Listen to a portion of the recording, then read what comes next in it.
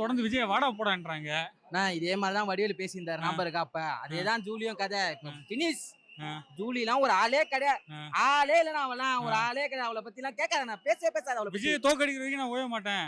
தொடர்ந்து ரோட்ல பிரச்சாரம் எவ்வளவு நாய் குலைச்சிருந்தா இருக்கும், அதுக்குன்னு எல்லா நாய் அச்சுனா இருக்கிறோம். அவ்வளவுதான் நினைச்சிட்டு போயினே இருந்தோம். அவர் கண்டு கூட மாட்டாருண்ணா. அவருக்கு 1008 வேலை இருக்கும். இந்த நாயெல்லாம் பாத்துன்னு இருப்பாங்களா? அப்போ ஜூலை நாயின்னு சொல்றீங்களா? ஆமா, இது நாயில என்ன வேணா சொல்லுவோம். ஆ. பேட் வேர்ட்ஸ் பேசக்கூடாதுல்ல, அவ்வளவுதான். ஜூலி வந்து தொடர்ந்து விஜய் விமர்சனம் பண்றாங்க, வாடா போடான்றாங்க, இந்த தோக்கடிக்காம விட மாட்டேங்கிறாங்க. அவ பேசுறதுக்கு தகுதியே கிடையாது. அவ பேசுறதுக்கு தகுதியும் இல்ல, எதுவுமே கிடையாது. அவரை பத்தி பேசுறதுக்கு ஒண்ணுமே கிடையாது. அவ பேசுறனா ஒரு வேஸ்ட், அவ்வளவுதான். வேஸ்ட பத்தி நம்ம பேசக்கூடாது. ப்ரோ, இப்போ வந்து உங்களுக்கு ஒரு கட்சி பிடிக்கலாம், நீங்க என்ன பண்ணுவீங்க? அந்த ஆளை பத்தி நீங்க கழுவி ஊத்துவீங்க. அந்த மாதிரி அவங்க பண்றாங்க. அது பண்ணிட்டு நம்ம இது பண்ணக்கூடாது. ஒரு இப்போ எப்படி சொல்றது, ரோட்ல போயிட்டு இருக்கோம், ஒரு நாய் குலைக்கும் போது அதை நம்ம வந்து கண்டுப்புமா? அது குலைச்சா குலைக்கிட்டோம், கொஞ்ச நேரம் வாய் வலிச்சுன்னா அதுவே அடங்கி போயிடும். அந்த மாதிரி தான் அவங்களும். அது நம்ம கண்டுக்க வேணாம். நம்ம வேலை என்ன? மக்களுக்கு சேவை செய்ய வேண்டியது, மக்களை பார்த்துக்க வேண்டியது. அதுதான் அவரும் பண்ணிட்டு இருக்காரு.